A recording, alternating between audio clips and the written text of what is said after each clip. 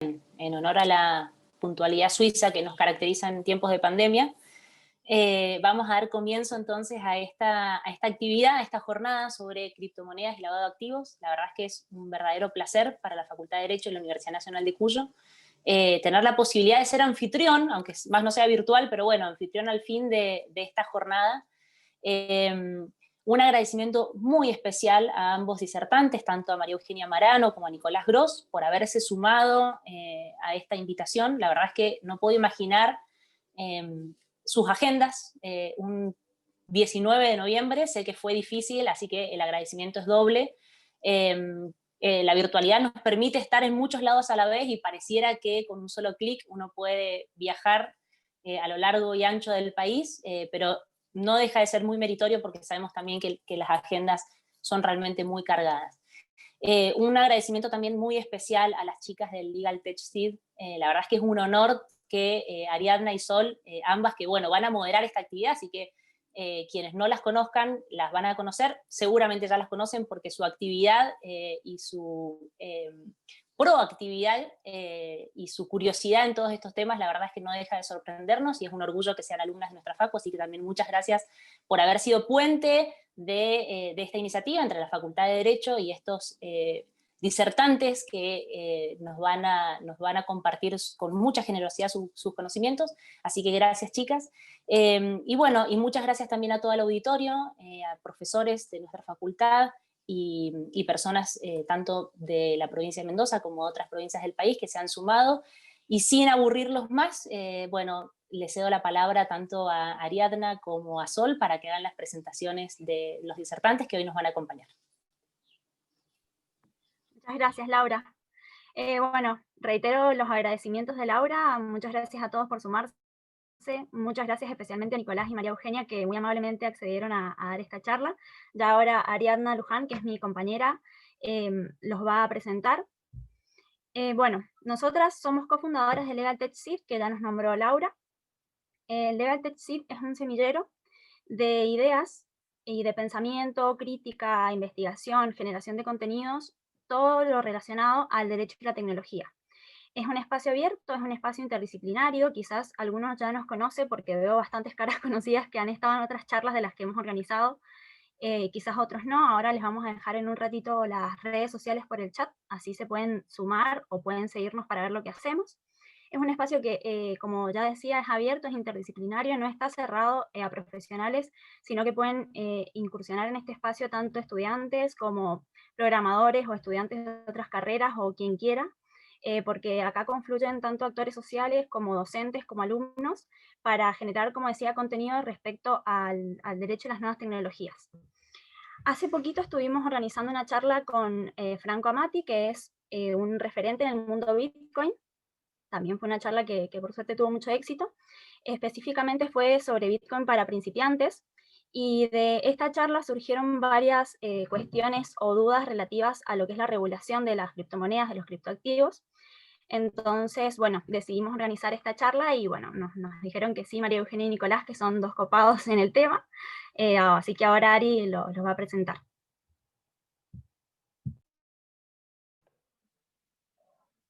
Bueno, buenas tardes a todos. Reitero las gracias. Muy agradecidos con la universidad por darnos la oportunidad de fomentar estos espacios, y a los disertantes y a todos los que están acá interesados por esto que nos está pasando como sociedad. Antes de empezar, entonces vamos a contarles un poco para quienes no sepan quiénes son los que nos van a exponer hoy. Él es Nicolás Gross, es sociólogo, abogado, es coordinador del área de investigación y producción de contenidos del Centro de Investigación y Prevención de la Criminalidad Económica, y es abogado en la Unidad de Apoyo a la Sostenibilidad de la Deuda Provincial del Ministerio de Economía de la Nación.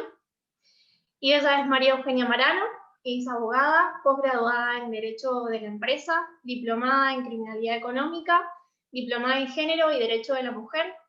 Es directora de supervisión de la Unidad de Información Financiera, investigadora del Centro de Investigación y Prevención de la Criminalidad Económica, consultora de la Fundación CES, organización integrante de la Coalición por la Transparencia Financiera.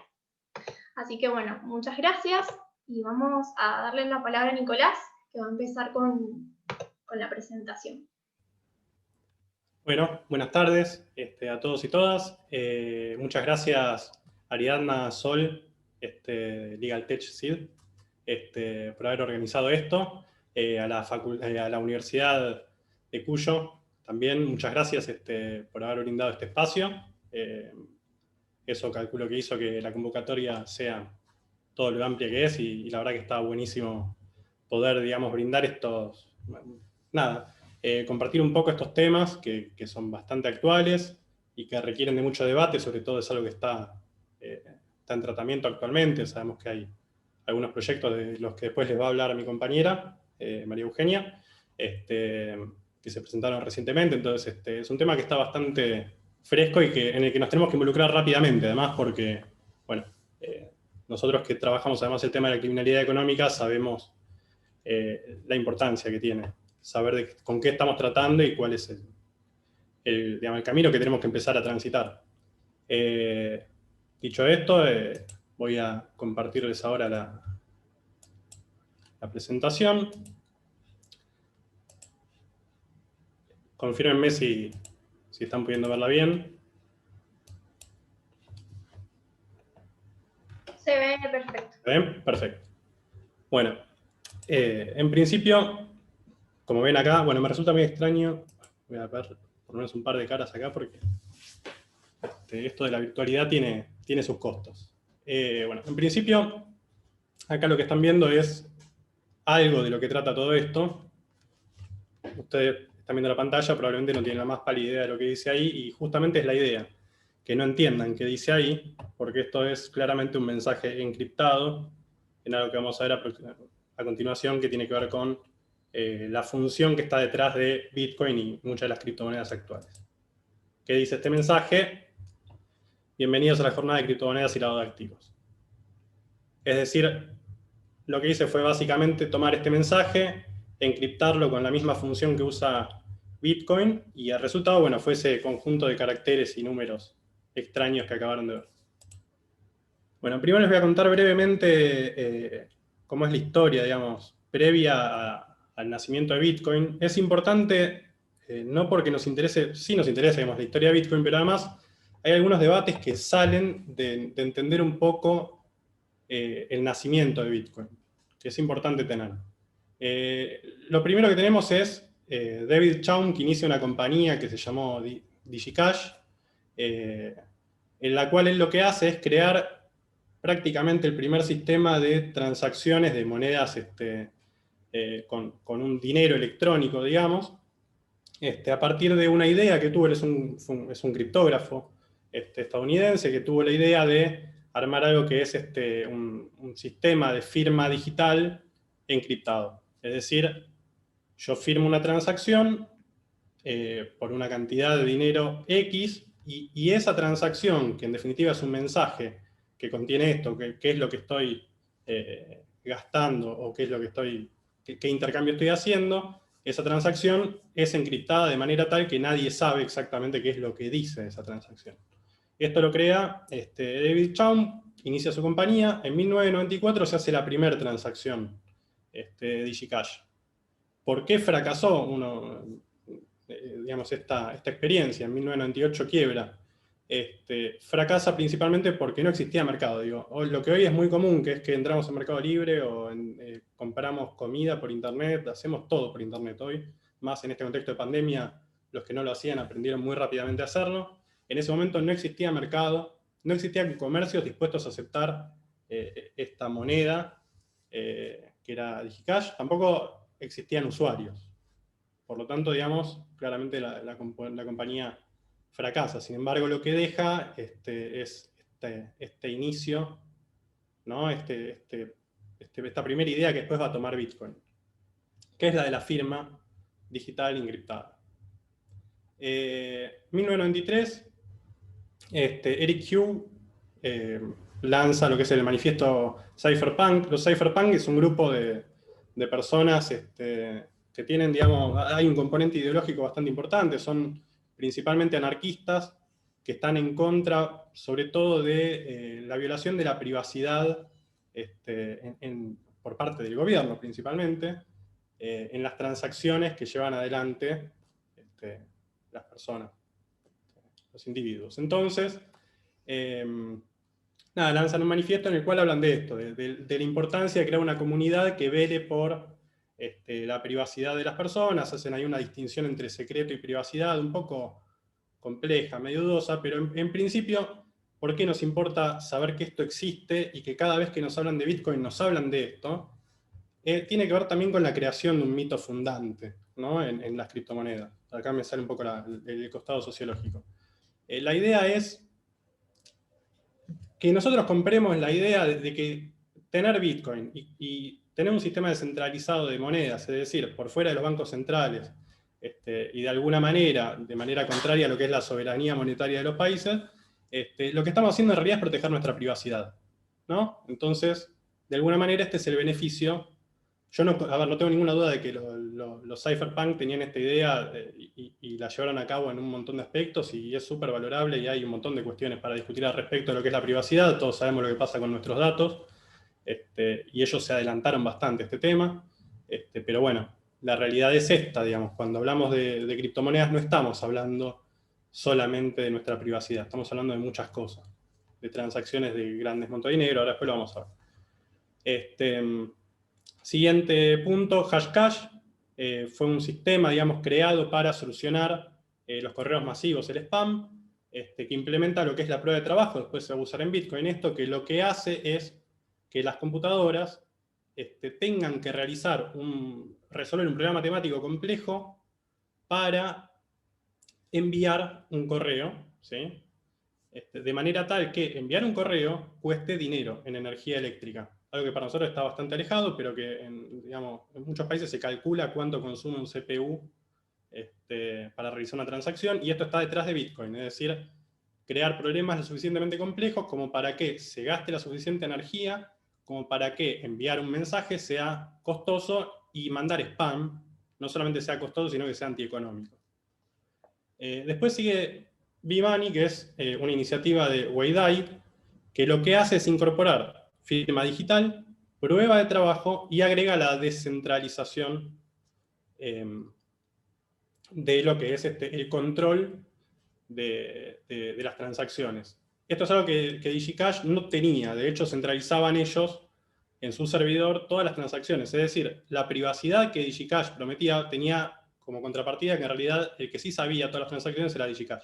Esto lo soluciona Weidai. Hay un dato curioso, no se conoce mucho de él, pero digamos, la unidad más pequeña de Ether, que es una criptomoneda distinta de Bitcoin, se llama Wei en honor a él. 2008, el paper de Satoshi Nakamoto, que es una persona que nadie sabe si existe o no, pero en definitiva es el paper que da nacimiento a Bitcoin. Ahí están todos los fundamentos de Bitcoin, dice cómo funciona y cómo se implementa, y es efectivamente cómo funciona, más allá que después se modificaron algunas cosas a lo largo de su historia. 2009 nace Bitcoin. Acá vamos a ver algunos hitos, desde el nacimiento hasta casi la actualidad, digamos, porque lo que nos interesa es ver algunas cuestiones que surgen con las criptomonedas. Lo primero fue, la primera transacción que se hizo en Bitcoin es en el 2010, que es el intercambio de 10.000 Bitcoin a cambio de 2 pizzas. Esto es literal. Hay una persona que puso en un foro que, un segundo, una persona que puso en un foro que intercambiaba 10.000 Bitcoin por 2 pizzas.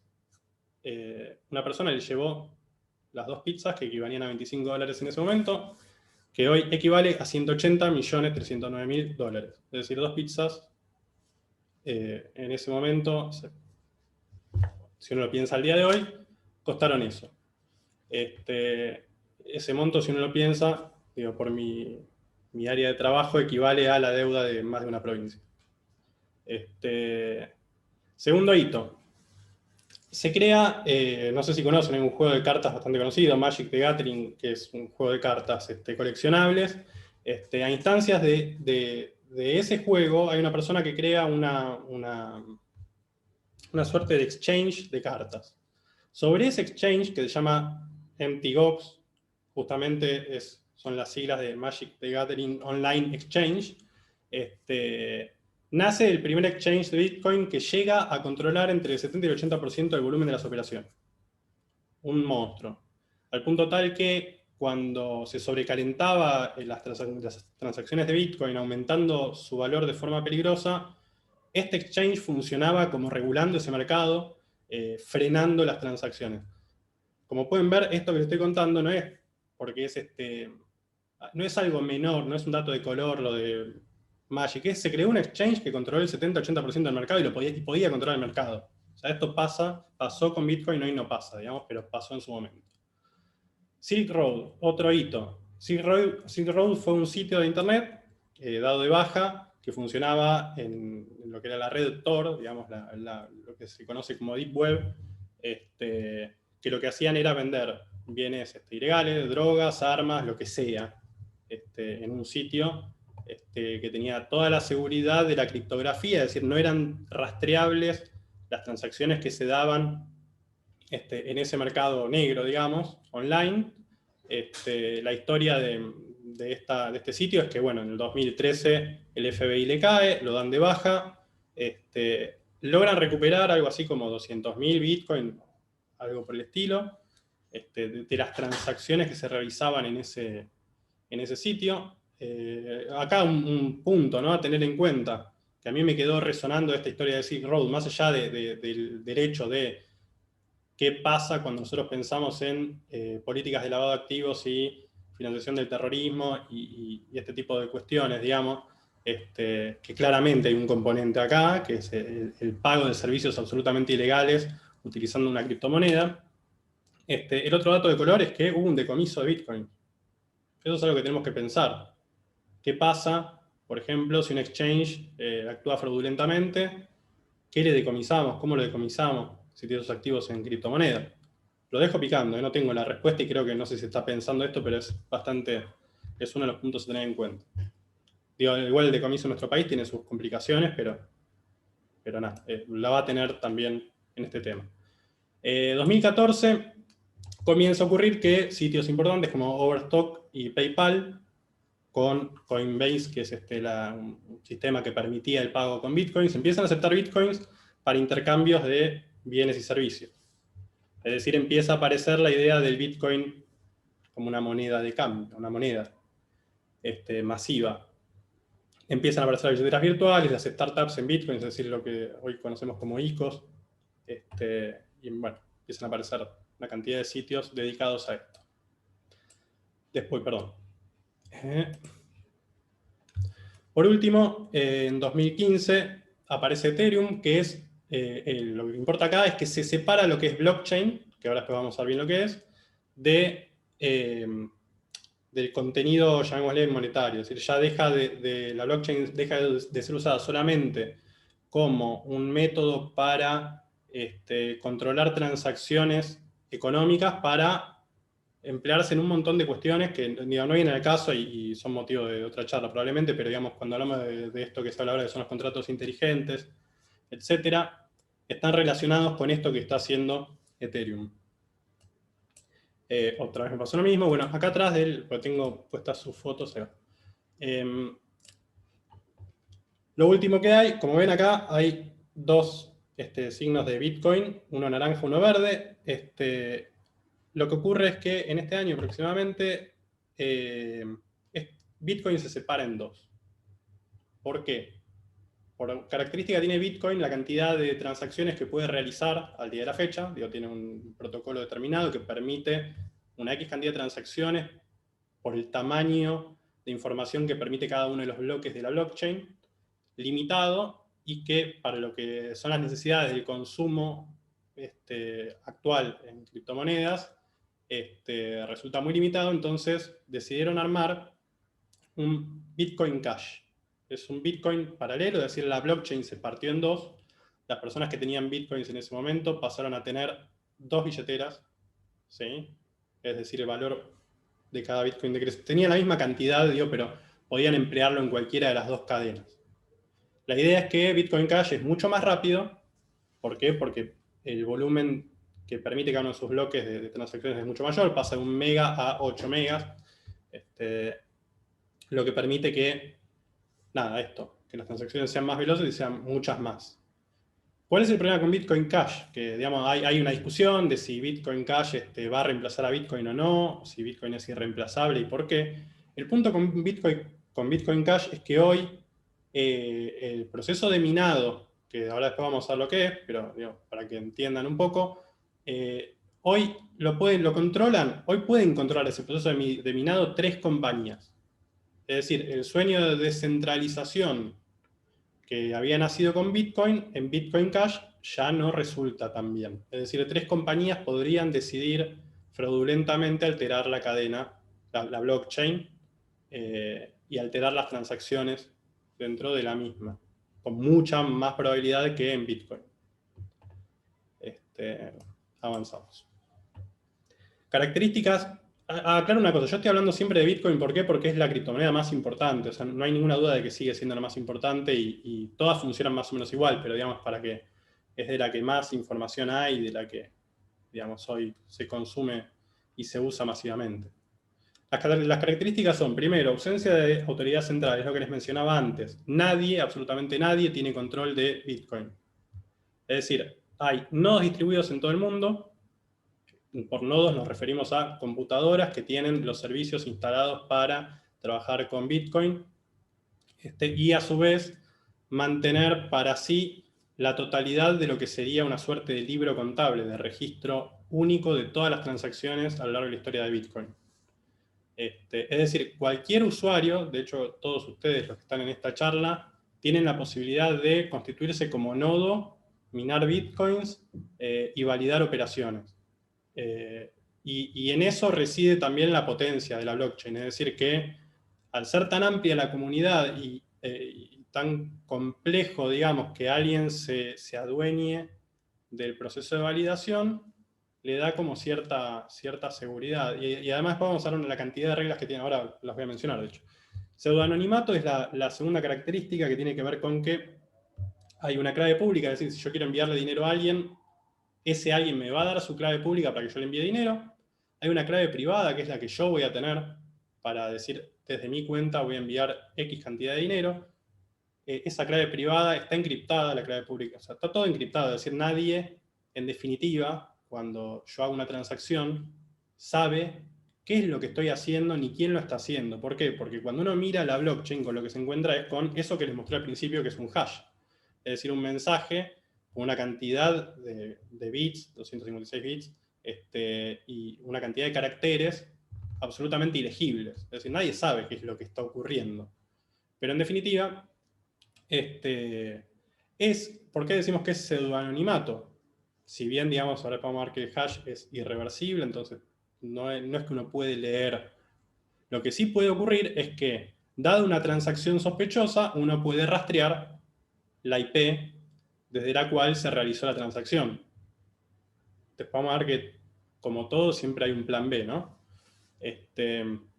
Registro histórico de transacciones, es lo que les decía, la blockchain uno puede bajarla hoy, termina esta charla, van a un sitio, se descargan la blockchain entera y saben exactamente todas las transacciones, tienen acceso a todo lo que pasó a lo largo de la historia de Bitcoin.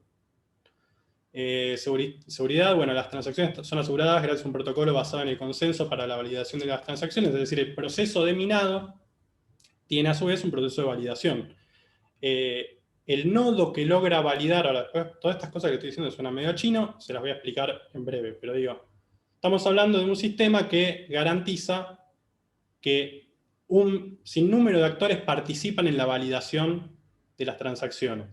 Es decir, por un sistema de votos, ¿sí? que funciona de alguna manera. Imagínense, si yo me hiciera 500 cuentas, ¿no? Con la pretensión de votar 500 veces, no puedo. ¿Por qué? Porque lo que está de fondo acá es la idea de que solamente puede validar un CPU por vez. No le importa la IP, sino que funciona de otra manera. Es decir, cada computadora tiene un voto, en definitiva. Ahora, yo podría tener 50 computadoras, sí, pero es caro. Por último, moneda deflacionaria, así, como una gracia, puse un billete de 10.000 australes, que fue el primer billete que conocí, del cual tengo memoria. Igual cuando me toca tener uno en mi mano, ya había arrancado la convertibilidad con toda su cosa negativa también. Pero, uy, perdón. La idea acá es, puse moneda entre signo de interrogación, primero porque tenemos que cuestionarnos si las criptomonedas son monedas o qué son, después vamos a ver por qué. Pero acá lo que importa es que Bitcoin tiene un límite. ¿Por qué es deflacionario? Porque son 21 millones y no pueden ser más. Y el procedimiento de emisión de Bitcoin está absolutamente controlado. Es decir, por cada 10 minutos se mina un bloque. Un bloque es un conjunto de información que tiene adentro suyo todas las transacciones que se dieron en un momento determinado. Pero acá lo que interesa es que está absolutamente controlado. Cada 10 minutos se produce un bloque y al producirse un bloque, la recompensa que obtiene el nodo, es decir, la computadora que logró, ahora vamos a ver por qué sistema, armar ese bloque, se lleva como recompensa una pequeña cantidad de bitcoins. Esa cantidad de bitcoins, a su vez, cada 210.000 bloques que se forman se dividen en dos, es decir, la recompensa va bajando, está de alguna manera estipulado, porque tenemos cada 10 minutos producción de bloque y cada 210.000 división de la recompensa. Esa recompensa equivale a la emisión monetaria en el mundo de Bitcoin. ¿Sí? Está controlado, sabemos más o menos que en el 2050, no me acuerdo exactamente cuándo, pero dentro de muchos años se va a minar el último Bitcoin. Por último, paso a la siguiente. Acá lo que tenemos es cuál es la diferencia entre la manera en la que funciona Bitcoin y la manera en la que funcionan los bancos. Digamos, ahí encontré justo una imagen que grafica algo de lo que uno se encuentra cuando uno estudia esto y hace algún curso. Siempre va a aparecer esta idea de el Bitcoin en contra de la centralización de las transacciones y de los bancos. Entonces, por eso me pareció adecuado que veamos cuáles son las diferencias. Primero, las cuentas en los bancos son... El banco sabe perfectamente quiénes somos, están todas las normas de conozca a su cliente, es decir, nos conocen por demás los bancos. A diferencia de Bitcoin, Bitcoin no sabe quiénes somos. Las cuentas son anónimas, yo me hago una cuenta, tiene una clave privada, una clave pública, todo encriptado. No se sabe. Salvo que alguien llegue a golpear la puerta de mi casa por rastreó mi IP, nadie sabe quién soy. Servicios. Bueno, los bancos sabemos lo que hacen, transfieren dinero, custodian, operan en cambio, etc. Bitcoin hace transferencias peer-to-peer, es decir, de persona a persona. No hay una entidad en el medio oficiando que esto es bastante mentiroso igual, digo, cuando uno arma su billetera virtual en un exchange, alguien que nos presta un servicio, en realidad, de alguna manera estamos abriéndonos una cuenta en un banco absolutamente desregulado que opera en criptomonedas. Control de las transacciones, bueno, los bancos lo que hacen es actualización y seguimiento de los saldos en cuenta. Bitcoin lo que hace es actualizar este gran libro contable que es la blockchain, donde se registran absolutamente todas las transacciones y se sabe exactamente qué pasó a lo largo del minuto cero en Bitcoin hasta la actualidad, se sabe qué pasó con todas las transacciones. ¿Qué más? Por último, confianza. Los bancos se basan principalmente en el principio de confianza, es decir, yo deposito mi dinero en un banco porque confío en el banco no me van a cerrar la persiana. Sabemos que esto ocurrió más de una vez en nuestro país, entonces, y sabemos por qué es importante el principio de confianza respecto a los bancos. Si nosotros no confiamos en que nuestro dinero va a estar disponible, vamos y lo sacamos corriendo. En Bitcoin justamente lo que se busca es que el principio de confianza, de hecho reina el principio de desconfianza. No hay que confiar en nadie más que en un protocolo, que es el protocolo de blockchain, y un conjunto de funciones matemáticas que nos garantizan privacidad, seguridad en las transacciones, etc.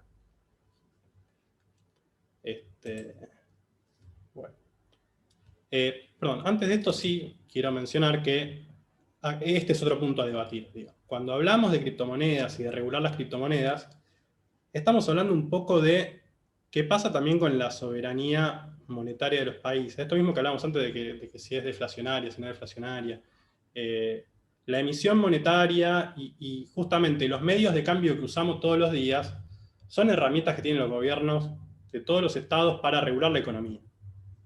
Entonces, suponiendo que en un absoluto hipotético caso, eliminamos todas las monedas fiduciarias del planeta y empezamos todos a usar Bitcoin u otra moneda virtual como medio de cambio. Lo que pasa es que los estados, con las diferencias que mantienen entre sí, no tienen control. Digamos, todos los países, los desarrollados y los no desarrollados, necesitan, mientras vivamos en un mundo con estados nacionales, el control de la moneda es absolutamente necesario. Por lo menos de mi perspectiva, es absolutamente debatible y un poco el plan es que podamos debatirlo. Pero bueno, quería hacer un punto acá. Bueno, voy a hablar un poco de algunas cuestiones técnicas. Igual recuerden que yo programador no soy sociólogo y abogado. Esto sí lo estudié, lo conozco, pero por eso voy a tratar de transmitirlo de la manera más criolla posible, que es de la manera en la que yo lo pude entender también. Estas son algunas de las cuestiones que entran a jugar en Bitcoin y la blockchain. Primero, hash. ¿Qué es un hash? Es lo que les mostré al principio, que es este mensaje encriptado. SHA-256, hash-160 son las funciones que usa Bitcoin puntualmente para encriptar cada uno de los mensajes. Cuando hablamos de una función, lo que estamos diciendo es, yo digo, por ejemplo, bienvenidos a la jornada, y por medio de un algoritmo, sumo, resto, transformo cada uno de los caracteres de mi mensaje en otra cosa, y obtengo un mensaje de las características de lo que es esta función en particular, que es SHA-256, hubo otras anteriormente. La particularidad de esta, primero que todas las funciones hash tienen una característica, es que son irreversibles. Ahora lo vamos a ver igual. Primero les voy a mencionar una por una y después voy a entrar un poquito en cada una. El árbol Merkle es una estructura binaria de datos para la construcción de cada uno de los bloques de la blockchain. ¿Sí? Se basa en esto, es una estructura de datos, el árbol de Merkle. Cadena de bloques es la blockchain propiamente, es decir, es el encadenamiento de cada uno de los bloques conformados por cada uno de estos árboles que adentro suyo tiene información de muchas transacciones. Minado y prueba de trabajo. Esto es puntualmente la creación de cada uno de los bloques, es decir, que un nodo toma todas las transacciones que en un momento determinado se están dando, conforma un bloque, digamos, poniendo en juego un procedimiento algorítmico que lo que hace es, ahora lo voy a mencionar, pero digo, en definitiva lo que hace es esto que habíamos dicho, es gastar energía en resolver un problema matemático, para poder armar un bloque. ¿Por qué quiere gastar energía en resolver un problema matemático de hablar un bloque? Porque tiene una recompensa en Bitcoin, ¿sí? Bueno, función hash. Es esto, ¿no? Lo que les había mostrado al principio. Y acá lo importante es lo siguiente, que es lo que les estoy mostrando acá. Si miran el primer mensaje, lo que es la versión, digamos, una vez que atravesó la función hash, tenemos una seguidilla de letras, números absolutamente ilegibles. Si miran una y la otra, van a ver que son absolutamente distintas. ¿Por qué son absolutamente distintas? Porque el primero, bienvenidos a la jornada, no tiene punto al final, y el segundo sí. La única diferencia entre uno y otro mensaje es un punto. O sea, lo interesante de esto es ver cómo se modifica, hasta qué punto se modifica el mensaje con un cambio tan menor. Las características de la función hash es que es irreversible. Cuando decimos que es irreversible es que el conjunto de operaciones que se hacen adentro de la función, es decir, para transformar cada uno de las letras y caracteres en otra cosa, cada vez que ocurre eso, los pasos que se siguen, tendría que explicárselos como una cuestión medio matemática, pero, por ejemplo, si yo divido 21 por 5, voy a tener, por ejemplo, la operación de módulo en matemática, lo que va a hacer es obtener como resto 1. Ahora, ¿cuántos números, cuántas restas, o divisiones, mejor, cuántas divisiones tienen por resto 1? Infinitas. ¿Sí? Este tipo de operaciones ocurren dentro del algoritmo de lo que es una función hash, porque lo que hace es justamente garantizar que yo no puedo hacer operaciones matemáticas al revés para obtener como resultado el mensaje original. ¿Sí? después, como ven, dice un hash por cada conjunto de datos. ¿Esto qué significa? Que no hay manera de que dado un conjunto o una seguidilla de información, que dice, no sé, vendo tantos Bitcoin, dado ese mensaje, no se va a producir más otros datos, ¿no? Fecha, hora, todo lo que conforma la información de la transacción. Dado todo eso, el resultado va a ser un hash único y repetible. Por eso se dice que el hash es equivalente a la huella dactilar en las personas. Es decir, cada transacción tiene una seguidilla de caracteres absolutamente que identifica absolutamente a esa única transacción y a ninguna otra.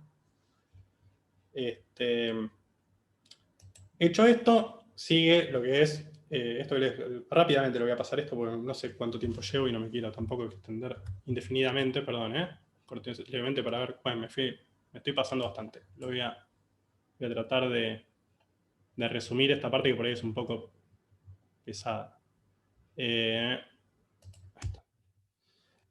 Esto lo que estamos viendo es que dentro de cada bloque, ¿sí? Esto que les decía antes es L1, L2, esto que está en pantalla, es cada una de las transacciones es encriptada en un hash, se juntan dos transacciones, se conforma un nuevo hash, es decir, la sumatoria de dos hash va a dar un hash completamente distinto, sube hasta conformar lo que es el hash principal del bloque, ¿sí? Al tener este hash principal, lo que a su vez se combina, ahora voy a pasar a la siguiente, lo que ocurre es que al obtener este hash, que es la información de todas las transacciones adentro de un bloque, se combina con el bloque anterior, ¿sí? Con el hash del bloque anterior. Se suman, obtengo un hash nuevo en el bloque actual. ¿Qué es lo que decir? ¿Para qué sirve esto? Justamente para evitar que se produzcan modificaciones en bloques previos en la blockchain. La blockchain es justamente una línea de bloques. Cada bloque tiene dentro de sí, en su propio hash, un pedazo del hash, digamos, por un algoritmo, digamos, dentro del hash que obtiene ese bloque, está absolutamente relacionado con el bloque anterior. Si yo modifico cualquier hash adentro de cualquiera de los bloques previos, es decir, con modificar un solo valor de cualquiera de las transacciones previas, que puede ser, por ejemplo, un segundo de diferencia, ni siquiera altero el monto, altero en un segundo el momento de la transacción, ya me modifica absolutamente el hash de arriba, digamos, el hash principal del bloque, es decir, la información, esta suerte de huella dactilar del bloque, ¿sí? Y cuando yo la busco en el bloque siguiente, ya no me coincide. Entonces no puedo validarlo. ¿Sí? Así funciona, de alguna manera, este monstruo que es la blockchain y Bitcoin. Acá ven algo que se llama nonce. Este número nonce de lo que habla es de lo que se obtiene al realizar la prueba de trabajo, a resolver este problema matemático absolutamente complicado, digamos, que en definitiva emplea lo que en informática se conoce como fuerza bruta, que es probar sistemáticamente un número tras del otro hasta obtener el número correcto de ese problema que nos plantea en un momento determinado de la blockchain para el armado de un nuevo bloque de transacción. Acá tenemos lo que es la prueba de trabajo. Los nodos compiten entre sí para resolver el problema matemático. Uno lo obtiene. El resto de los nodos validan la información. Como les había mencionado antes, cada CPU equivale a un voto. El proceso de validación es mucho más veloz que el proceso de armado del bloque, porque si no, digamos, la blockchain sería inviable. Se incorpora el bloque a la blockchain y se recompensa con Bitcoin al nodo que obtuvo la respuesta correcta, y ahí es donde les explicaba antes que este es el momento de la emisión de Bitcoin. Estos son los tipos de usuario. Acá es bastante molesto de ver, pero en definitiva lo que muestra esto es que uno puede ser minar Bitcoin, es decir, usar su computadora para crear nuevos bloques y minar Bitcoins, o uno puede sencillamente funcionar como billetera virtual y tener a su vez, por ejemplo, un exchange. Hoy puede tener el servicio de billetera virtual más contener y validar la blockchain entera. Digamos, hay como múltiples combinaciones de esto que definen los tipos de usuario. ¿Son realmente sobre las criptomonedas? Primero, problemas derivados de la prueba de trabajo. Esto es lo que les mencionaba antes con Bitcoin Cash. cualquiera que posea más del 50% del procesamiento total a nivel mundial, digamos, de Bitcoin, tiene la posibilidad de alterar la cadena. ¿Por qué? Porque es el que tiene la mayor cantidad, tiene la mitad más uno. Funciona como un sistema de votos, como cualquier otro. Si yo poseo la mitad más uno del procesamiento total, puedo validar operaciones fraudulentas. Lo menciono, digamos, como algo que puede ocurrir, no como algo que ocurra fácilmente ni normalmente. De hecho, no ocurre en Bitcoin. Han ocurrido, digamos, fraudes y todo, pero es muy difícil que se dé por esta situación. Casi imposible, de hecho.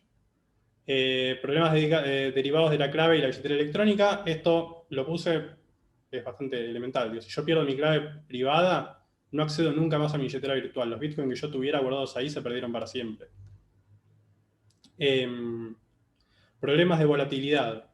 Si bien, ¿por qué? Pero una cosa, ¿no? ¿Por qué esto de la clave? Digo, acá por una cuestión de pensar en el usuario. Si nosotros vamos a empezar a regular Bitcoin, las criptomonedas en general, tenemos que tener en cuenta que la forma en la que funciona es que yo realizo una transacción, no la puedo revertir. Si yo le mando a Ariadna 50 bitcoins y me arrepiento, no puedo ir para atrás. No hay manera de que yo reverse la transacción. No puedo ir al banco y decirle, che, me equivoqué. Vemos cómo lo solucionamos.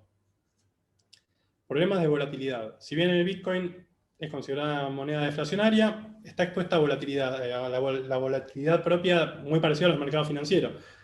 ¿Por qué marco esto? Bitcoin en 2017 tuvo un pico y una caída brutal. Brutal. Obviamente le echaron, una de las explicaciones que hay es que los chinos, frente a las regulaciones del Estado chino, salieron a vender masivamente Bitcoins y por eso se dio la caída de la moneda, digamos. A veces le echamos la culpa al murciélago chino, a veces le echamos la culpa, siempre están los chinos por alguna razón como culpables de todo. Pero acá lo que me interesa puntualmente de este punto es que no estamos hablando, en este caso, si nosotros miramos a Bitcoin, es muy raro hablar de Bitcoin como una moneda en esta cosa puntual, ¿no? Que es que tenemos como referencia del valor del Bitcoin, por lo general, a otra moneda, que puede ser el dólar o el euro o lo que fuere, pero digo, siempre tenemos por referencia otra moneda, es decir, en ese sentido pareciera ser más un valor negociable, ¿no? Que a su vez funciona como medio de cambio, es bastante particular.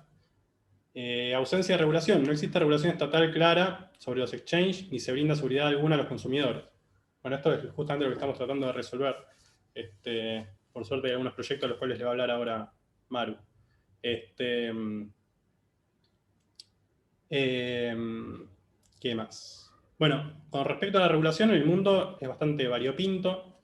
La experiencia de Brasil es que como no se regulaba, no había una regulación clara y proliferaron muchos exchanges en Brasil, los mismos exchanges se autorregularon, lo cual para mí no es una salida muy amable, pero bueno, por lo menos quisieron.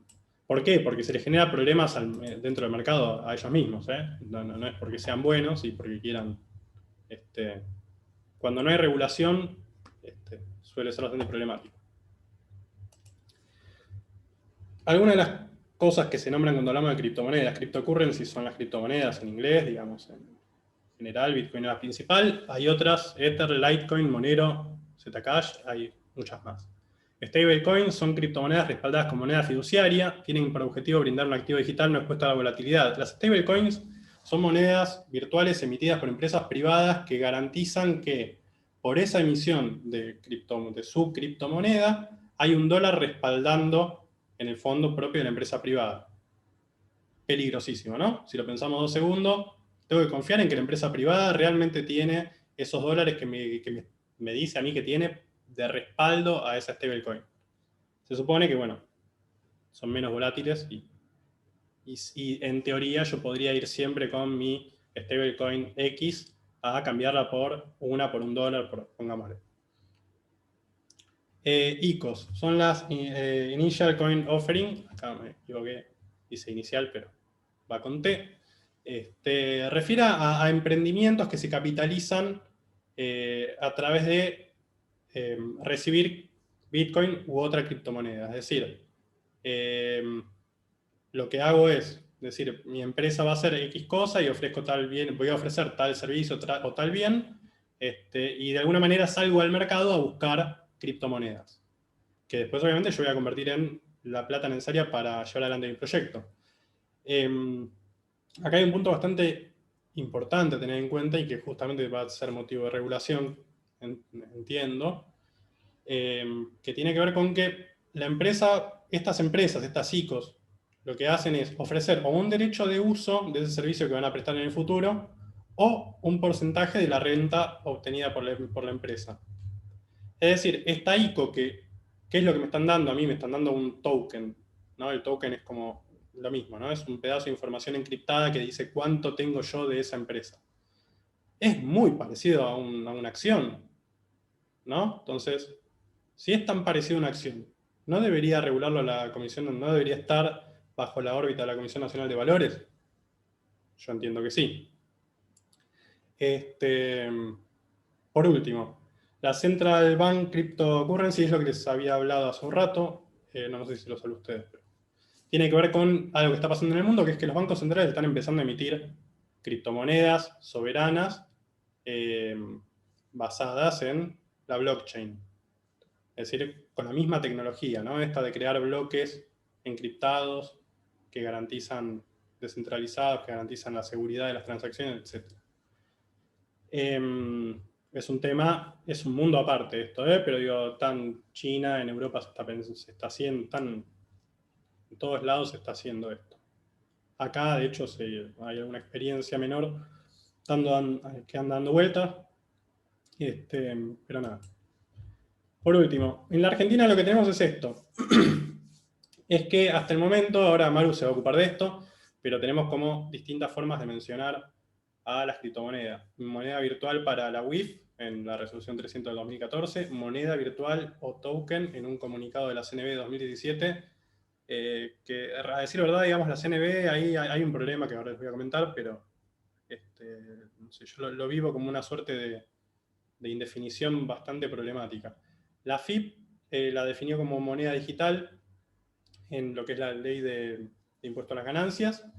Por último, el Banco Central muy recientemente habló de criptoactivos, que dentro de las opciones que hay a mí me parece la más potable, porque en definitiva no podemos decir que son, bueno, hablamos de moneda virtual, entonces decimos que es virtual, algo debe agregar, pero si decimos que es una moneda, me parece que criptoactivos es más correcto, es más amplio.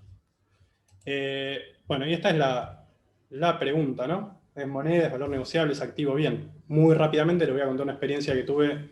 Yo hace un año trabajaba, esta es mi último slide, así que ya le paso la posta a Maru, pero les quiero comentar brevemente. Yo hace un año estaba trabajando en la Fiscalía Nacional de Penal Económico 9 y trabajé una causa de una compañía que había armado un hedge fund en criptomonedas, es decir, recibían criptomonedas a cambio de una renta fija, ¿sí? en dólares. O sea, supongamos que yo iba y le daba $10.000 y la empresa me garantizaba una renta del 3% mensual. Lo que hacían era una suerte de lo que se llama arbitraje en cambios, que es ir a buscar en todos los mercados del mundo que está cotizando Bitcoin o distintas criptomonedas, pero no solamente trabajaban con Bitcoin, ver todos los mercados cambiarios del mundo y comprar y vender moneda muy rápidamente, basándose en una tecnología que habían desarrollado ellos, un algoritmo que lo que hacía era detectar estas pequeñas diferencias en los mercados, ¿no? Entonces, por esa compraventa de activos virtuales, generaban una ganancia y ofrecían esta especie de renta fija, ¿no? Eso que era un hedge fund, después se transformó en un exchange.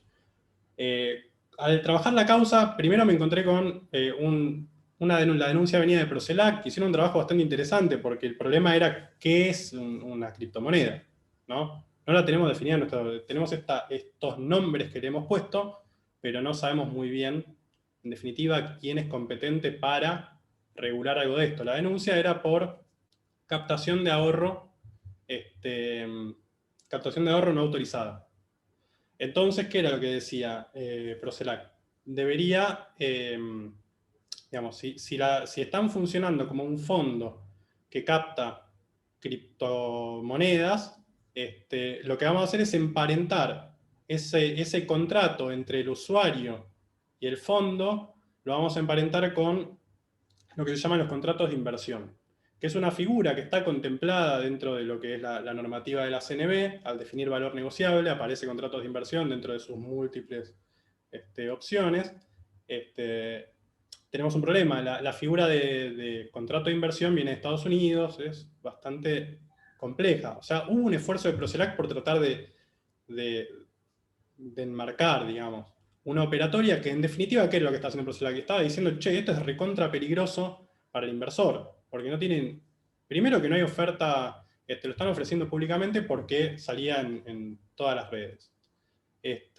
Segundo, no hay ninguna seguridad, el fondo estaba armado en Delaware, ¿no? Empiezan a aparecer estas cosas de las que Maru va a hablar ahora, pero el fondo estaba constituido en Delaware, el paper estaba en inglés, y lo ofrecían en Argentina, porque en Estados Unidos obviamente no.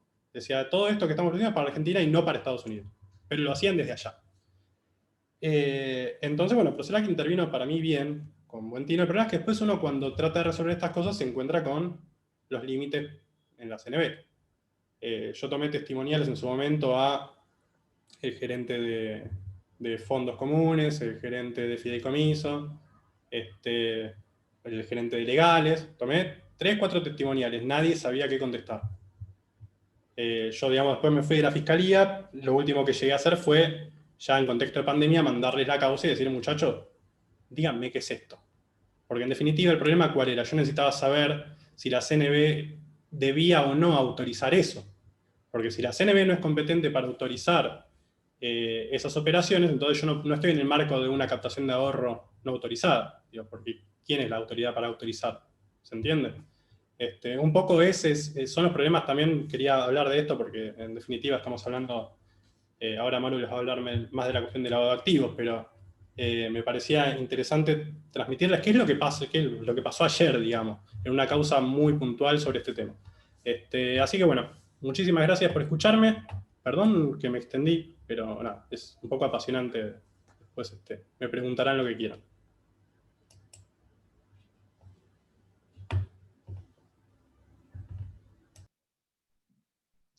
Hola. Muchas gracias, Nico. Euge, es tu momento. A ver, voy a compartir yo.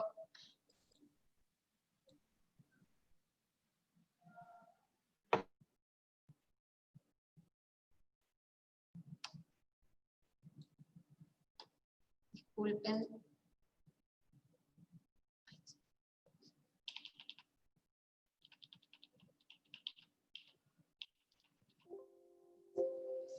Bueno, muy buenas tardes a todos y todas. Primero que nada agradezco muchísimo a las chicas de Legatech, a la Universidad de Cuyo. Para mí la verdad que es un honor y un placer poder ser parte de esto.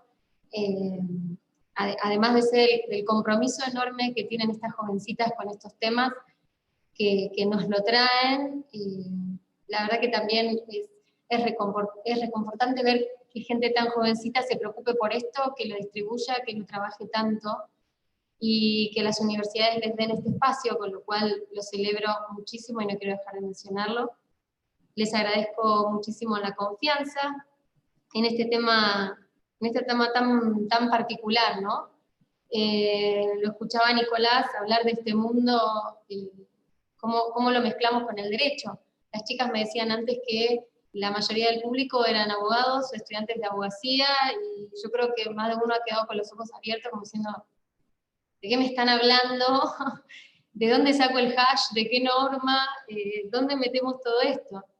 Es una gran novedad que está generando impactos muy grandes, y por eso de alguna manera cambié el título, porque me voy a enfocar a cómo este tipo de nuevas monedas, nuevos activos, impactan en los sistemas de prevención de lavado de activos, financiamiento del terrorismo. Voy a focalizar más que nada en lo que es el lavado y en cuáles son las principales vulnerabilidades del sistema en razón de estos nuevos mecanismos de intercambio. El lavado de activos, como ya seguramente muchos saben, es el proceso en virtud del cual los bienes de origen delictivo se integran en el sistema económico para darle una apariencia de licitud. Consta de 3 etapas fundamentalmente: la colocación, se dispone del producto de la actividad ilícita y se lo integra al sistema financiero.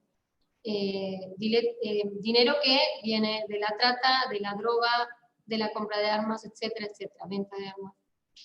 Estratificación, se realizan la mayor cantidad de operaciones posibles para perder un poco la ruta de ese dinero, y la integración, cuando ya se dispone de los fondos dentro de lo que es el circuito comercial. El dinero ya queda blanqueado.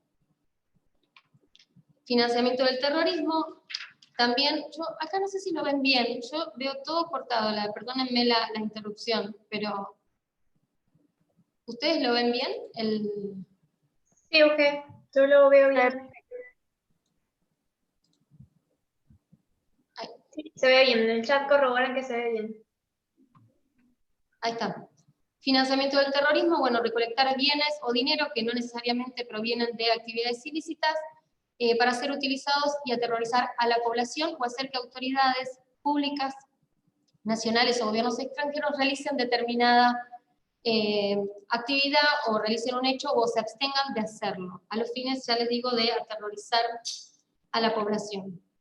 Como les decía antes, todo el dinero que se lava proviene de distintos tipos de actividades que de manera directa impactan, lastiman, rompen con los sistemas y con los grupos más vulnerables de una sociedad. Por eso es que hay que prestar especial atención, y por eso los traemos hoy también este debate, porque de alguna manera estas nuevas tecnologías mal usadas están generando nuevas herramientas y posibilidades para las actividades criminales.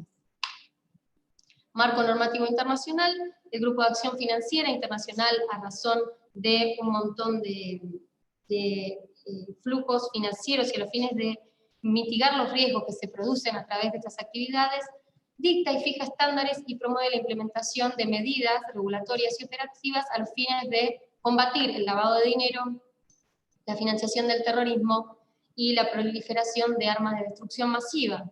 Nuestro país es parte del Grupo de Acción Financiera Internacional, que dicta recomendaciones a los países a los fines de que se mitiguen todos estos tipos de riesgos. Nuestro marco normativo nacional en materia de prevención del lavado de activos, financiamiento del terrorismo, lo voy pasando porque esto es más que nada para ponernos en contexto de a dónde queremos llegar. El organismo central, el organismo rector en la materia es la Unidad de Información Financiera, que es quien dicta las distintas políticas que van a llevar adelante los distintos sujetos obligados, enumerados en el artículo 20 de la Ley 25.246, a los fines de mitigar los riesgos del lavado de activos y financiamiento del terrorismo. Bien, conforme a esto, los países miembros del GAFI toman las recomendaciones que el GAFI nos da, tienen un documento que se funda en las 40 recomendaciones más las 8 recomendaciones específicas de terrorismo y proliferación de armas de destrucción masiva, y en esta recomendación lo que hacen es fijar estándares que luego cada país los va a adecuar a su normativa interna para generar sistemas más transparentes que permitan evitar el uso de instrumentos, el uso de personas jurídicas de manera indebida a los fines de vulnerar los sistemas de prevención de lavado de activos. Entonces, ¿qué nos dice respecto propiamente de las nuevas tecnologías? Que los países e instituciones financieras deberán identificar y evaluar los riesgos del lavado de activos o financiamiento del terrorismo que puedan surgir respecto al desarrollo de nuevos productos y nuevas prácticas comerciales a partir de nuevas tecnologías. El uso de distintas plataformas, tecnologías del desarrollo, nuevos o los que vayan a existir en el futuro. La guía emitió el GAFI, emitió distintas guías respecto de activos virtuales. ¿Por qué? Porque como sabemos, los delitos son dinámicos. Lamentablemente las organizaciones criminales siempre van varios pasos más adelante, y más cuando encuentran huecos y espacios donde meterse para eludir y escapar del control de los estados, claro está, y eso les facilita delinquir. Es por esto que el Gafi fue, a lo largo de los años, y en estos últimos años, donde esto ha sido y ha tenido un gran auge, dictado diferentes documentos que permiten de alguna manera guiar a los países para identificar dentro de los propios sistemas dónde están las vulnerabilidades o dónde tenemos que ir a mirar propiamente y poner el ojo a los fines de evitar cualquier tipo de delito. ¿Qué nos dice? También nos menciona el Gafi. ¿Cuáles son las diferentes monedas? ¿Dónde nosotros vamos a poner el foco? Moneda o activo virtual. Una representación digital de valor que se puede comercializar o transferir digitalmente y se puede utilizar para pagos o inversiones. No incluyen representaciones digitales de monedas fiduciarias, que serían los pesos y el dinero que sí tienen respaldo. Las monedas o activos virtuales, justamente como nos decía Nicolás antes, no están respaldados por ningún Estado, que es lo que lo diferencia de la moneda fiat y del dinero electrónico, que el dinero electrónico en realidad sí tiene el respaldo en dinero de curso legal, que es lo que vemos cuando tenemos las transacciones y los movimientos de los bancos. Es por eso que el Gafi hace un hincapié que se trata de activos virtuales. No utiliza el nombre de moneda para no confundirlo con dinero de curso legal, porque no lo tiene. Entonces, nos habla de qué son los activos virtuales y por otro lado hace especial hincapié en quiénes son los proveedores de servicios de activos virtuales, que son las personas físicas o jurídicas que no están cubiertos en ningún lugar en virtud de las recomendaciones y que como empresa realiza una más de estas actividades. Intercambio entre activos virtuales y monedas fiduciarias, intercambio entre una o más formas de activos virtuales, transferencias de activos virtuales, custodia y administración de los activos, y la participación y provisión de servicios relacionados con la oferta y o venta de un activo. Bien, estos proveedores tienen determinadas características. Los estándares del Gafi nos hablan de determinadas conductas que deben llevar los sujetos obligados, instituciones financieras, organismos del Estado y otros tantos sujetos obligados, en relación a los clientes. ¿Qué es lo que pasa con esto? Los sujetos obligados deben llevar todo un sistema de prevención de lavado. ¿A qué fines? A los fines de conocer a sus clientes, a los fines de mitigar los riesgos. Entonces, deben tener una serie de controles que, si estos proveedores de servicios virtuales hoy no se encuentran incluidos como sujetos obligados, no los van a cumplir. Entonces, ¿cuáles son las obligaciones que nos recomienda el Gafi que deben tener? Deben implementar medidas preventivas, que las instituciones financieras, incluida la debida diligencia del cliente, el mantenimiento de los registros, del reporte de las operaciones, deben registrarse cuáles son todas las operaciones que pasan a través suyo, porque son de alguna manera intermediarios. Y deben, bueno, obtener, mantener y transmitir de forma segura la información del originador y del beneficiario al realizar las transferencias. Justamente una de las cosas que antes mencionó Nicolás es que este tipo de monedas lo que tratan, o en realidad lo que brindan como positivo cuando se venden es el anonimato, ¿no? Algo tan debatido, algo tan cuestionado, algo que en nuestro país de alguna manera había sido superado cuando se dictó la ley de nominatividad de las acciones, se prohibieron las acciones al portador para que fueran todas nominales.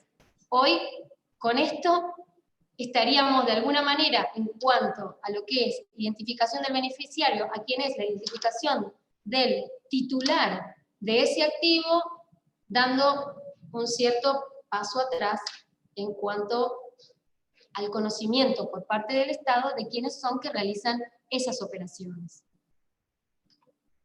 Bien, en función de esto y en función de todo el análisis que va de manera continua realizando el Gafi, de todas las nuevas tipologías que se van dando en todo el sistema, estas tipologías para lavar dinero, cuáles son todas las formas que encuentran los criminales para integrar a nuestro sistema formal todo el dinero que sacan de las actividades delictivas. Lo reitero porque a veces no nos damos cuenta y por delante nuestro pasan constantemente actividades tendientes a lavar dinero.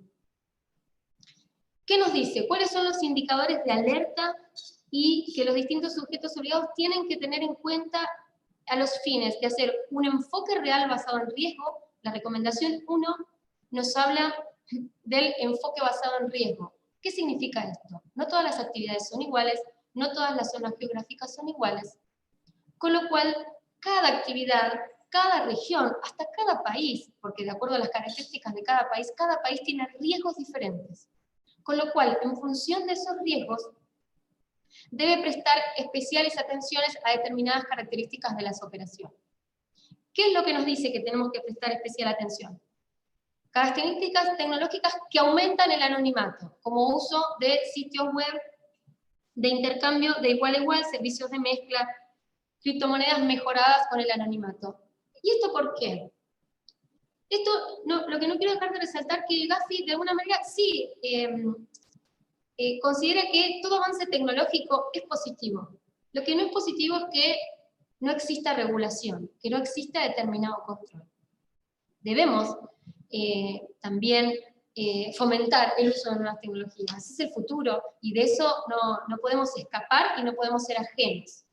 El tema es que este futuro tampoco destruya sectores, destruya estados, destruya sociedades. Creo que ese es el foco principal. Entonces, por ejemplo, el Gafi tiene una recomendación específica, los países tienen normas específicas respecto del conocimiento del beneficiario final.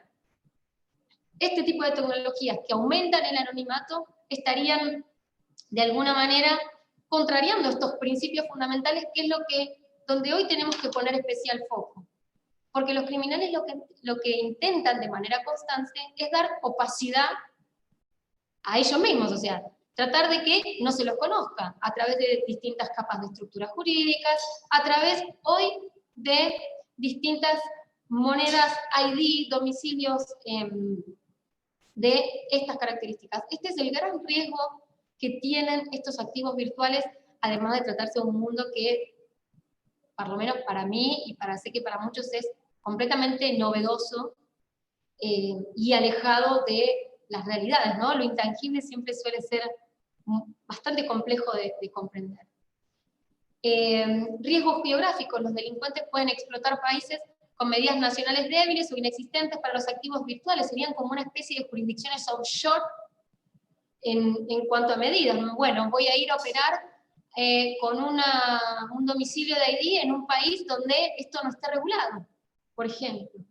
La estructura de las transacciones, los montos que se realizan en pequeñas cantidades y en lapsos muy cortos de tiempo. Es automático a los fines de perder el rastro de quién fue que compró eso con dinero que venía de la venta de drogas, por ejemplo.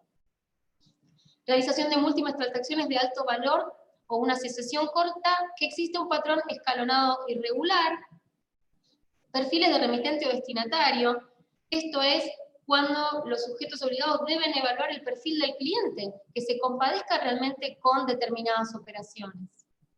Y esto hay que tenerlo bien en claro, porque no todos los perfiles patrimoniales dan con determinadas operaciones de dinero. Y cuando acá se invierte una suma muy considerable con alguien que no demuestra tener esa capacidad en la administración pública federal de ingresos públicos, por ejemplo, claramente está evadiendo y hay algo que estamos perdiendo de vista. Fuente de fondos o riqueza que puedan relacionarse con actividades delictivas. Exacto. Como acá no hay una autoridad de control, no hay un sujeto que esté obligado a controlar el origen y licitud de los fondos, corremos este gran riesgo. Por eso es tan importante tenerlo en cuenta, por eso decimos que vulnera severamente los sistemas de prevención de lavado de activos y financiamiento del terrorismo. Hay un montón de casos, porque estos indicadores surgen también del análisis de casos concretos, de robo de datos, de uso de identidades falsos. Estas monedas se utilizan mucho en lo que se llama la dark web, donde operan los criminales, donde hay compra y venta de órganos, compra y venta de personas, de drogas, de armas, pornografía infantil. No estamos hablando de cosas pequeñas. Estamos hablando de delitos graves, realmente graves. Entonces, perder la ruta de ese dinero justamente impide decomisos y impide poder frenar con la actividad delictiva, que es lo peor. También se utiliza la creación de empresas fantasmas a los fines de comprar y empezar a abrir cuentas a nombre de distintas empresas que en realidad no realizan ningún objeto. Solamente son creadas para comprar y vender activos virtuales devenidos de actividades delictivas. Entonces, bueno, los países van adoptando distintas posiciones respecto de esto. Hay jurisdicciones que prohíben el uso de activos virtuales, hay jurisdicciones que lo han regulado de manera más laxa, otras que han tenido regulaciones mucho más estrictas. Algunas todavía no tienen nada, entonces, bueno, están permitidas y van andando solas. Bueno, esto es un poco lo que les decía, ¿no? Los distintos enfoques regulatorios. Algunos los asimilan a las entidades financieras, otros directamente los han prohibido y otros, como les decía, no tienen aún regulación. ¿Qué es lo que pasó en nuestro país en el año 2014? El Banco Central de la República Argentina sacó un comunicado diciendo que ellos no eran la autoridad de aplicación respecto del uso de estos activos.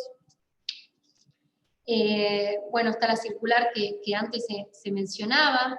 Es cierto, hoy en estados contables se ven reflejados como activos intangibles, porque no está prohibido comprar monedas virtuales. Y ojo, no toda compra proviene de dinero habido de delitos. Por eso es tan importante esto.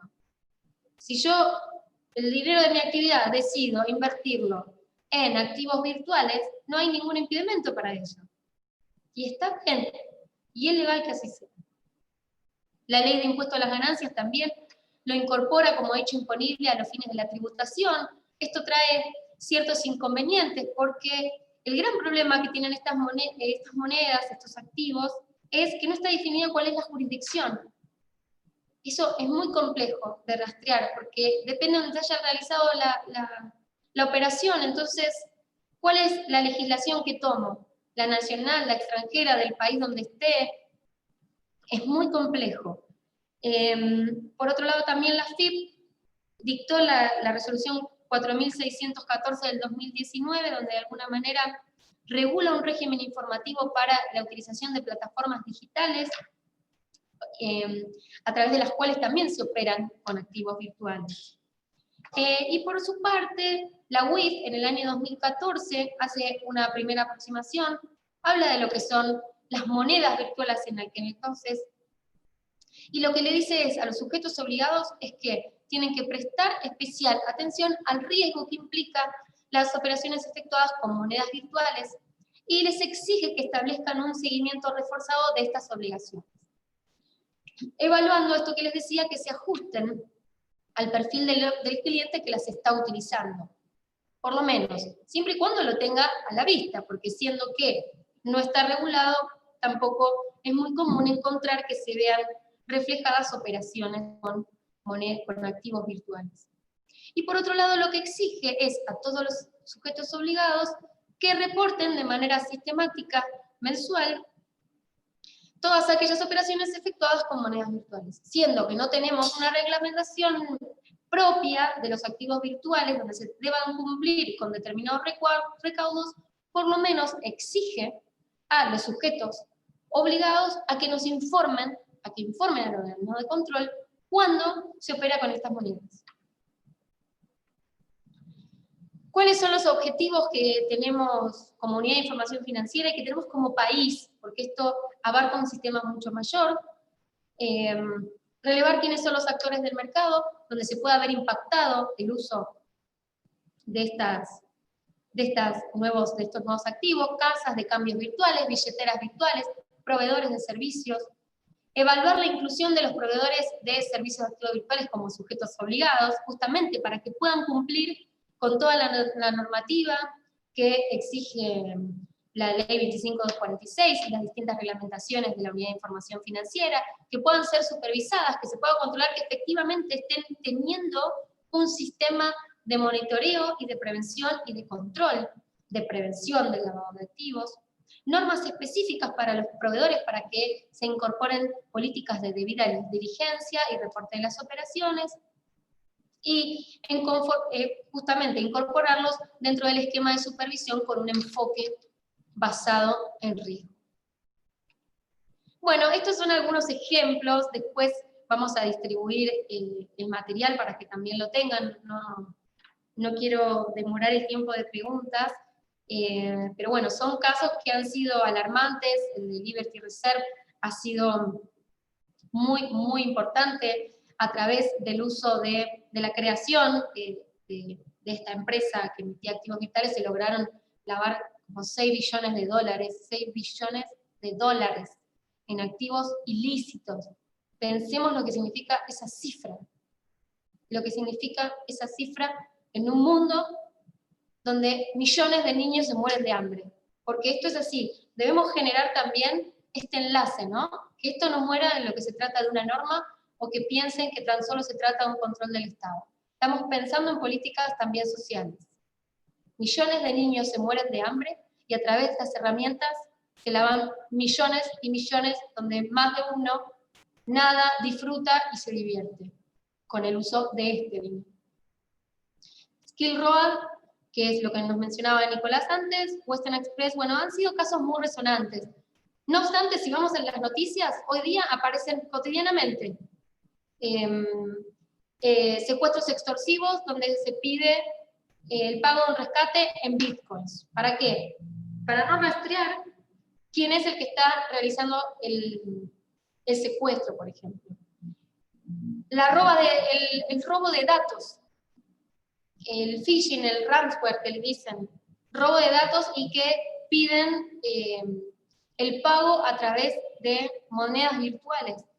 Y es lo que tampoco garantiza que se devuelvan los datos de manera completa, etcétera, etcétera. Se han habido casos recientemente de este tipo de operatoria en grandes empresas multinacionales. Y podría seguir la triste lista. Acá les dejo algunos materiales de consulta, también para que busquen, son estas guías que han estado elaborando desde el Grupo de Acción Financiera Internacional. Y bueno, espero haber sido clara, por lo menos dejar la inquietud de lo que esto significa, a lo que nos enfrentamos también, y frente a lo que como profesionales también tenemos que prestar especial atención. Muchísimas gracias.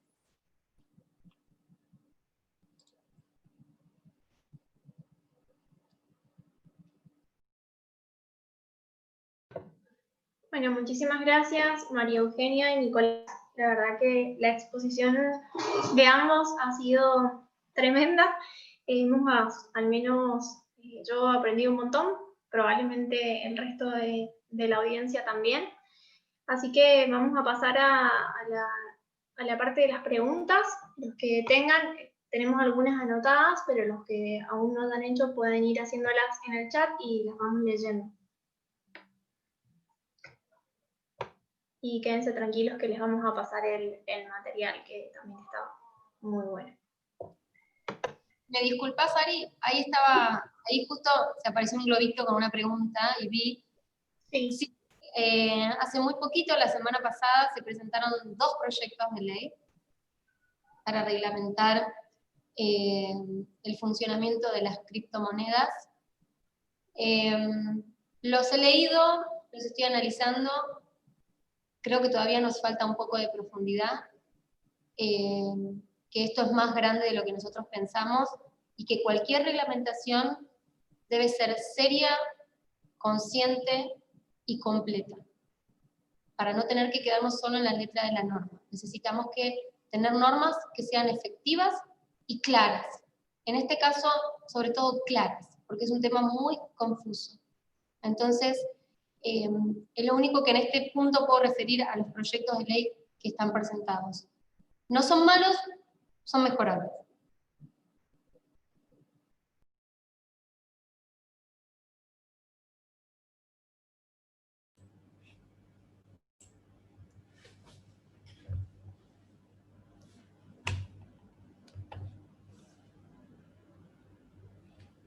Acá hay una pregunta de Jessica que dice, ¿hay alguna regulación para cuando uno retira ganancias de un exchange extranjero?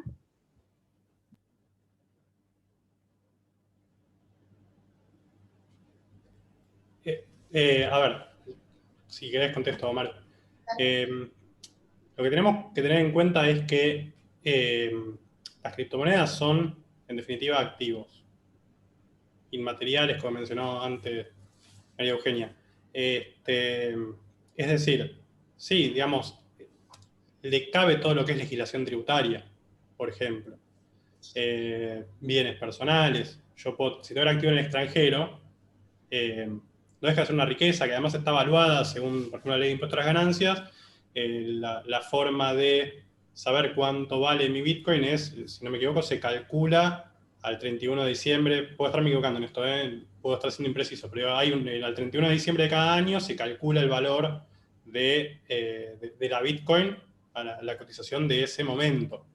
Y en función de ese valor, ¿no? Después repercute en lo que es ganancias, bienes personales. Así que sí. El punto con esto, igual, me parece que tiene que ver con algo de lo que mencionaba Maru. Si yo tengo una billetera virtual en el extranjero, ¿qué tan rastreable es, digo, en definitiva? Porque sí, a ver, yo impuestos tengo que pagar, tengo la obligación. Si la pregunta es, ¿me lo van a rastrear? Y es más difícil. Si es difícil rastrear una cuenta en un banco en el exterior, imagínense rastrear una cuenta en una billetera virtual de criptomonedas. Y a eso se le suma algo más. Digamos. Supongamos que estamos hablando de una billetera virtual en un estado que tiene una regulación. Hay algo que tiene que ver con que no necesariamente yo tengo que ir a una billetera virtual de un exchange para tener mis criptomonedas. Las puedo tener yo, como persona física, tener mi cuenta privada, mi billetera virtual propia. Por ejemplo, puedo contratar un servidor en Tanganica y tener mi billetera virtual ahí y andar a buscarme. Estos son los grandes problemas con las criptomonedas. A ver, hay algo que sí quiero resaltar que dijo antes Maru, que es nada, a ver, yo no quiero que todo lo que dije suene a que las criptomonedas son malas o que la blockchain es mala, todo lo contrario, para mí es algo maravilloso y después lo que hacen las personas con eso ya es más complejo. Por ejemplo, hay un punto que mencionó Maru que tiene que ver con sistemas de lavado que hay hoy. Digo, les propongo lo siguiente, termina esto, googleen cómo mantener transacciones en Bitcoin en el anonimato. Les van a aparecer un sinnúmero de formas. Y hasta les van a decir cuál es la manera más segura, cómo evitar, porque digo, Maru mencionó que hay servicios, por ejemplo, de mezcla de Bitcoin, ¿no? Unos sitios que lo que hacen es mezclar todas las transacciones, un pack de transacciones y distribuirlas. Es decir, no se sabe quién se metió ahí, cómo salió ni a dónde fue a parar. Digo, se arma una bolsa de transacciones donde después es absolutamente imposible de rastrear quién fue y a dónde fue. ¿Sí? Y ahí, digamos, lo problemático podría llegar a ser que hay un sitio que tiene la información de todas esas transacciones. Entonces, de última, le caigo al sitio. Pero hay muchas otras maneras de no utilizar esos servicios. Hay otras maneras de hacer estas cosas. Entonces, eso lo que es hay lo que regular... que enseñar, Nico, eso no hay que enseñar. ¿Cómo? Eso no hay que enseñar. No lo estoy enseñando. Estoy diciendo que justamente, digamos, acá estamos rodeados de abogados. Yo lo que digo es, me parece que es importante que sepamos de qué estamos hablando. No creo que nadie vaya a buscar la manera, porque además van a fallar, digo, esto lo tiene que hacer alguien que sabe. Lo que les digo es que hay infinidad de maneras. Entonces, por eso esto que dice Mario de que hay que buscar la profundidad en la norma que ensayemos a futuro. Nada, eso, digamos.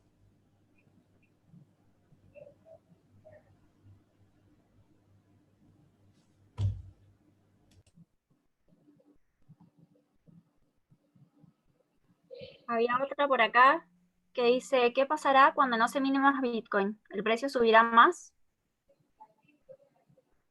¿Cuándo qué? Cuando no se mine más Bitcoin.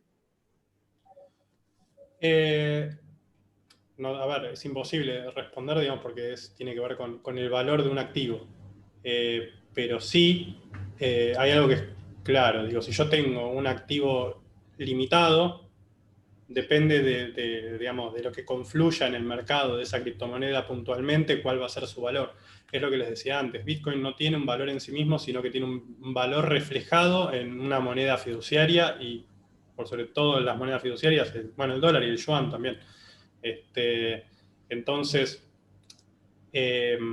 va a subir o va a bajar. Además, depende mucho de los avatares de las criptomonedas de acá al futuro. Por ejemplo, yo le mencioné Bitcoin Cash. ¿Existe la posibilidad de que esa criptomoneda, ese derivado de Bitcoin, termine por ganarle a Bitcoin, Bitcoin pierda valor? Existe la posibilidad de que Bitcoin de golpe deje de existir, porque nadie nos garantiza que esto va a ser eterno. Este es el gran problema que tiene que ver con lo que decía antes Maru. No hay jurisdicción sobre esto. O sea, estamos parados sobre una comunidad gigantesca. Digamos, así como digo esto, no hay jurisdicción, también digo, hay una comunidad gigantesca que es hasta en un punto más profunda y más segura que muchos estados, en cuanto a su continuidad y, digamos, sobre todo por su diversidad. Pero no deja de ser cierto que no hay un estado detrás de nada de todo esto. Bueno, de hecho, perdóname, Nico, una de las cuestiones que se proyectan en las dos presentaciones que se hicieron es, hay un consentimiento informado que debe darle ese proveedor de activos virtuales a quien vaya a solicitar, al cliente. Un consentimiento informado que dentro de las cosas que indica es el riesgo de pérdida, entre otras cosas. Me llamó poderosamente la atención que a los fines de operar con determinado activo me hagan suscribir un consentimiento informado, por ejemplo. Es interesante, tiene mucho sentido, pero habla de esto, habla de que no hay un respaldo, y te lo tengo que hacer saber porque estás corriendo un riesgo grande. Y eso es un poco, eso como para mechar un poco qué es lo que se viene pensando.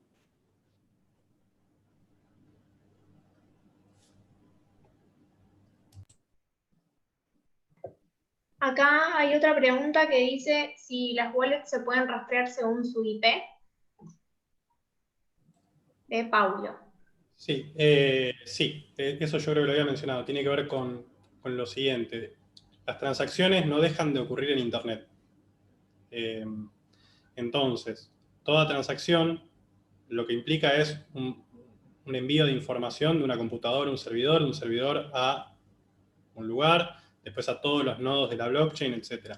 Es decir, sí, es rastreable digamos, que llega información. No, por ahí no se puede dar la información por esto que les mencionaba antes, digamos, al estar encriptado uno no sabe. Pero sí se puede rastrear el trayecto de que de una computadora particular salió información hacia, por ejemplo, un exchange, ¿sí? Y hacia atrás. Sí.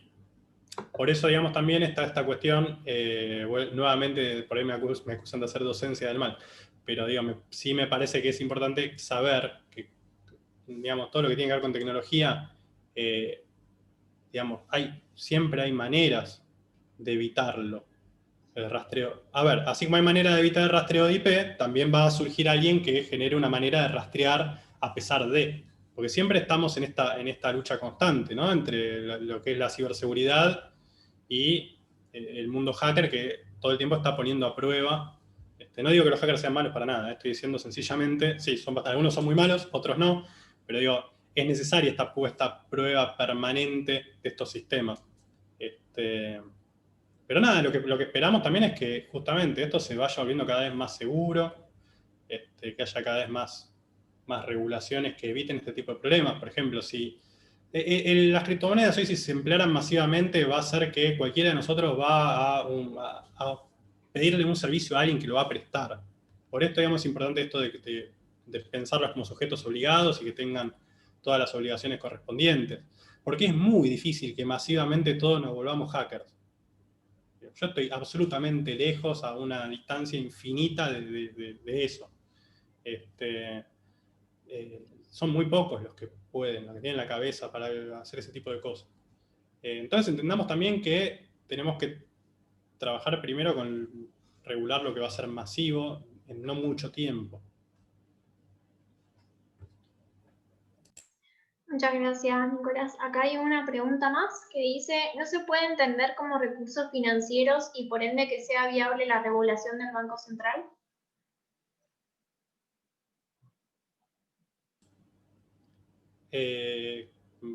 A ver, el Banco Central hoy, por ejemplo, tiene una regulación, no me acuerdo el número del comunicado, pero sí tiene, dentro de lo que es su norma de exterior y cambios, regulado que para el acceso, digamos, a moneda, a criptomonedas, hay que hacer un pasaje por, por el mercado de cambios.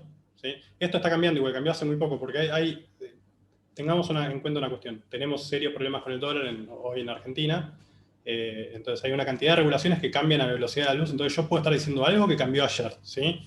Pero digo, a principio de año desde el año pasado en realidad, había la norma exterior y cambios, una decisión que pasaba porque uno, para acceder a una criptomoneda, tenía que acceder al mercado de cambios, es decir, a un dólar para comprar una criptomoneda. Y ese movimiento quedaba absolutamente registrado, ¿sí? Hoy eso puede haber cambiado, lo aclaro por las dudas. Y lo otro que sí, es muy poco la normativa que hay hoy. Esto tengámoslo claro.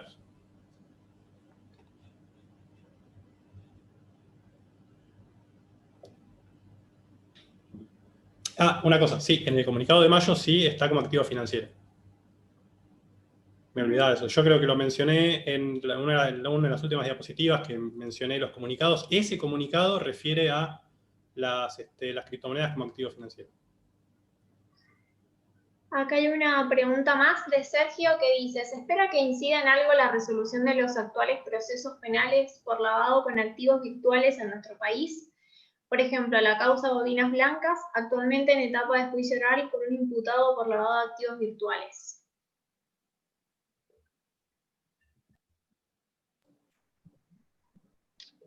Sí, la idea es que se está trabajando en todo un proceso de reforma normativa para ir adecuando, pero mientras no tengamos un marco legal claro, las resoluciones son reglamentarias de lo que hoy tenemos. Entonces, respecto de que se opere de determinada manera, lo que necesitamos es una ley de fondo, me parece, y que es necesaria, y que sí, yo creo que se va a ver reflejado, que es necesario, se toman también estos antecedentes.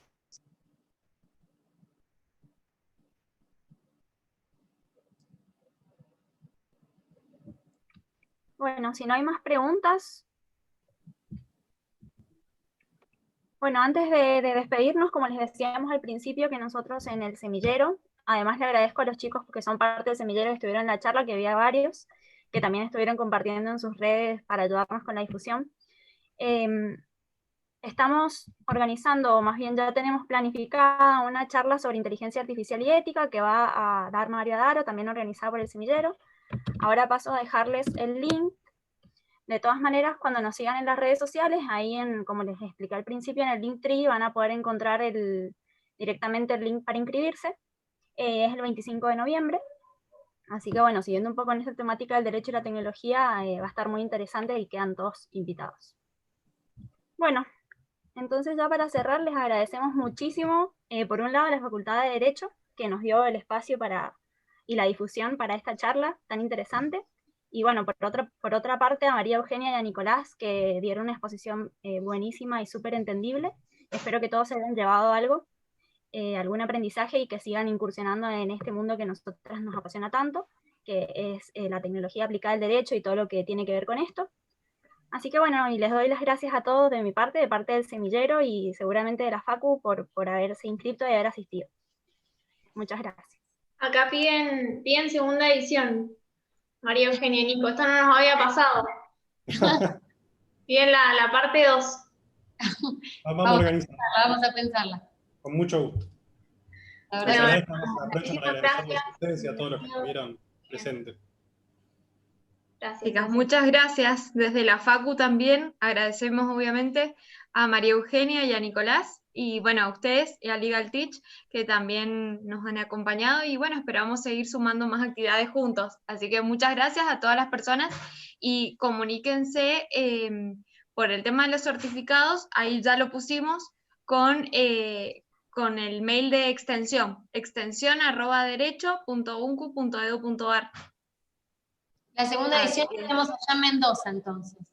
Por supuesto, los vamos a esperar acá. Nos vamos para allá. Así no me ven verde, además. Con la presencialidad. Muchísimas gracias, chicas. La verdad es un placer escucharlas y un placer poder compartir este espacio con ustedes y con la universidad y con todos los que están comprometidos con este tema que realmente es muy, muy importante que todos conozcamos. Así que bueno, hay que seguir dándole para adelante. Muchísimas gracias. Gracias. Gracias.